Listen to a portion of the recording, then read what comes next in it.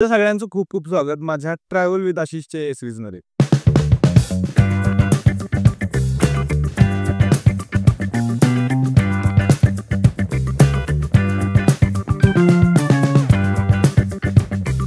तुमच्या सगळ्यांचं खूप खूप स्वागत माझ्या नवीन व्हिडिओमध्ये. माझं नाव आशिष. काही दिवसापूर्वी मी वाराणसीला गेलेलो फिरायला. तर त्या वाराणसीच्या पूर्ण ट्रिपमध्ये मी ज्या ज्या काही गोष्टी केल्या त्या गोष्टी तुम्हाला माझ्या व्लॉग्स थ्रू कळालच असतील.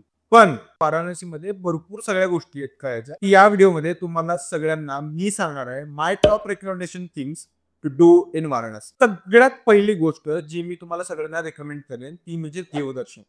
वाराणसी हे इतिहासाच्या पलीकडचं शहर आहे. म्हणजे इतिहासाची सुरुवात ज्यावेळेसपासून झाली त्याच्याही आधीपासून वाराणसी शहर अस्तित्वात आहे.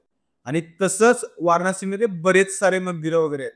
तर वाराणसीमध्ये गेला असता तुम्ही देवदर्शन करायला विसरू नका. दुसरी टॉप रेकमेंडेशन आहे ती म्हणजे गंगा आरती. तुम्हाला सांगतो ज्या पद्धतीनं सगळे रिच्युअल्स फॉलो करतात आणि ज्या पद्धतीने आरती करतात ते खरंच खूप शांतता देणारं असतं. ते खूप पीसफुल टाइम असतो जो आपण त्या आरती करताना त्यामध्ये इन्व्हॉल्व्ह होऊन जातो. वाराणसीमध्ये गंगा आरती ही जी आहे बऱ्याच घाटांवरती केली जाते. मला माहिती असलेल्याप्रमाणे 80 घाट आणि दशाश्वमेध घाट या 2 घाटांवरती गंगा आरती केली जाते. मी या 2 घाटांवरती गंगा आरती एक्सपिरियन्स केली आहे. गंगा आरती जी आहे ती दिवसातून 2 टायमाला होते. एक म्हणजे सकाळी आणि दुसरी म्हणजे संध्याकाळी. दशाश्वमेध घाटावरती गंगा आरती ही सगळ्यात मोठी गंगा आरती असते. तर 2 संस्था आहेत. त्या 2 संस्था गंगा आरती करतात. मी अटेंड केलेली 80 घाटला सकाळची गंगा आरती जी की सकाळी जवळपास 6 वाजता वगैरे असेल. कंपॅरेटिव्हली म्हणण्यापेक्षा गर्दी खूपच कमी होती सकाळी सकाळी आणि संध्याकाळी गर्दी खूपच मॅक्स लेवलला होती. त्याच्यामुळं जर तुम्हाला एकदम शांतपणे पीसफुल गंगा आरतीला अटेंड करायचं असेल तर तुम्ही सकाळी सुद्धा गंगा आरती अटेंड करू शकता. आणि संध्याकाळची गंगा आरती अटेंड करण्यासाठी तुम्हाला 2 ऑप्शन्स आहेत. एक म्हणजे तुम्ही बोटने गंगा आरती बघू शकता आणि दुसरं म्हणजे तुम्ही घाटावरती बसून गंगा आरती एक्सपिरियन्स करू शकता. मी प्रेफर करतो की तुम्ही घाटावरतीच जाऊन गंगा आरती एक्सपिरियन्स करा. पण घाटावरती जाताना तुम्ही थोडं लवकर निघा. म्हणजे जर सपोज 5 वाजता गंगा आरती होणार असेल तर तुम्ही तिथं 4 वाजता हजर राहणं एक्सपेक्टेड आहे.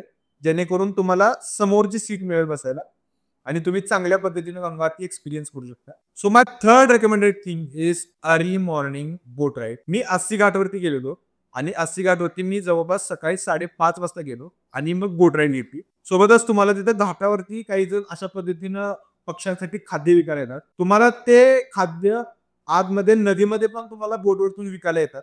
परंतु तिथं प्राइस जास्त असते ऍज कम्पेअर टू तुम्ही घाटावरती घेतलं तर.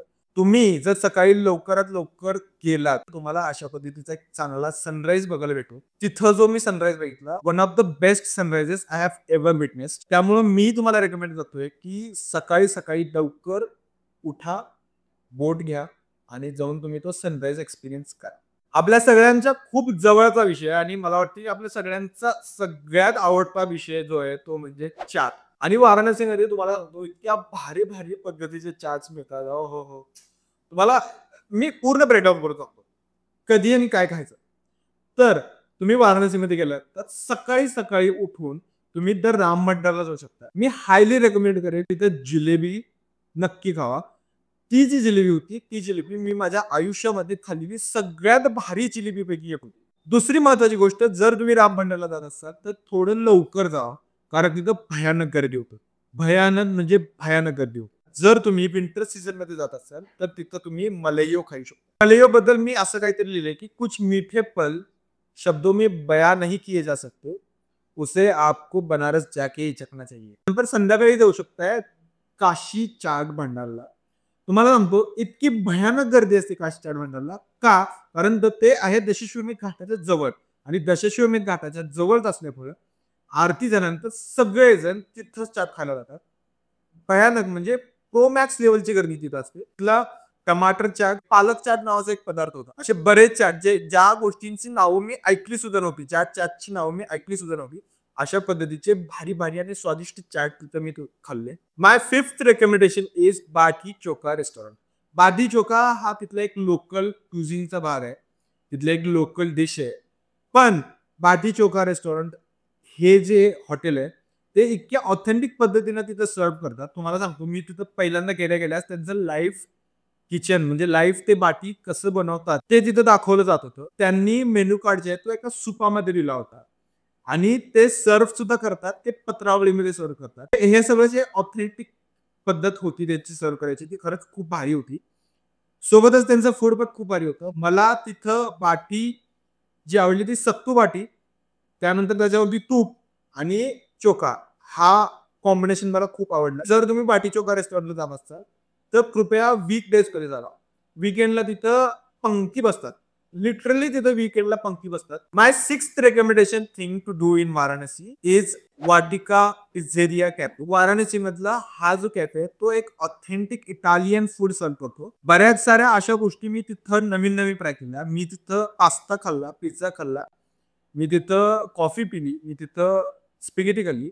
पण मी तिथं नव्याने काही गोष्टी ट्राय केल्या, ज्या की होत्या रॅविओली, जो की एक स्टफ पास्ता असतो. त्याचं ॲपल पाय विथ आईस्क्रीम आणि अफोगातो.